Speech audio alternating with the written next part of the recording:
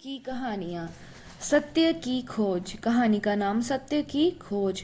राजकुमार सिद्धांत ने मन ही मन ठान लिया था कि अब उन्हें भी संसार का मोह त्याग कर सन्यासी हो जाना है।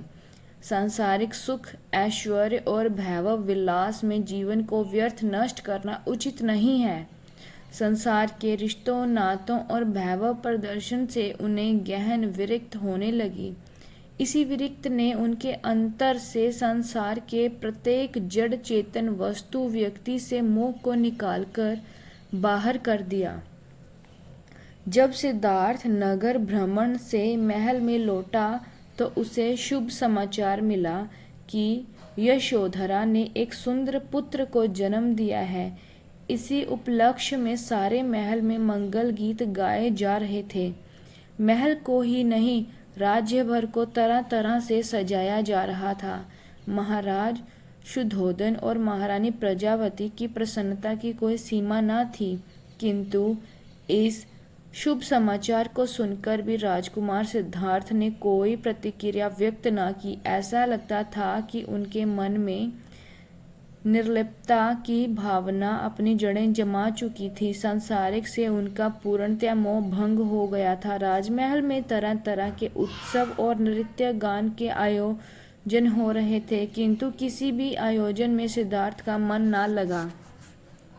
सिद्धार्थ को पुत्र होने की ना तो प्रसन्नता हुई और ना ही शोक हुआ। जब शिशु का नामकरण किया गया था तो वे तब भी मौन ही रहे, निर्लिप्त हो रहे थे।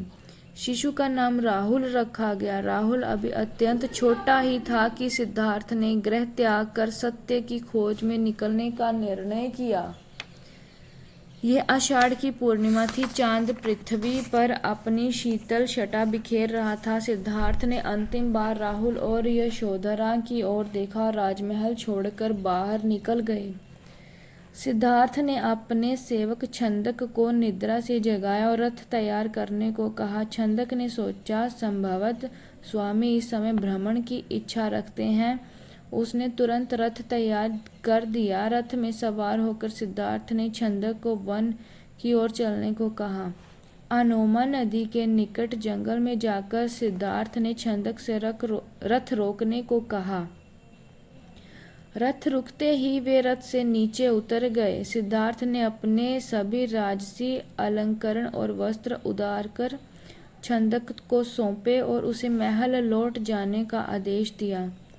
सिद्धार्थ का आदेश सुनकर छंदक फूट फूट कर रोने लगा।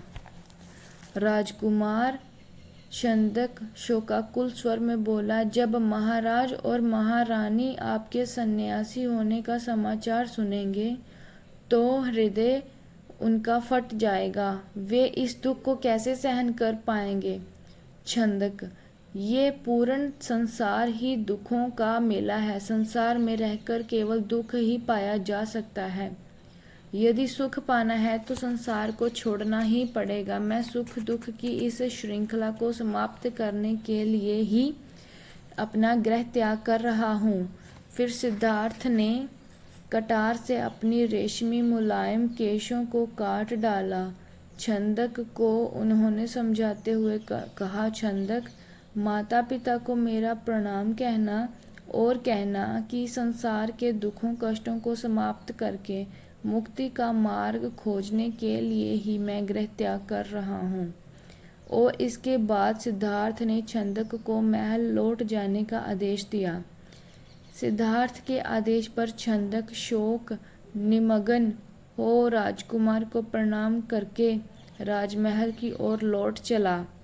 छंदक ने राजमहल में लौटकर राजकुमार सिद्धार्थ के गृह त्याग की सूचना दी तो महाराज शुद्धोधन और महारानी प्रजावती का दुख से बुरा हाल हो गया। यशोधरा तो नीर बहाती हुई विलाप कर उठी। राजा शुद्धोधन के मुख से निकला, आज विद्वान पंडितों और ज्योतिषियों की भविष्यवाणी सत्य हो गई। मेरा प्रिय पुत्र गृह त्याग कर लोक का कल्याण करने के लिए सन्यासी बनकर निकल पड़ा। उसे मेरे अनेक प्रयास भी न रोक पाए।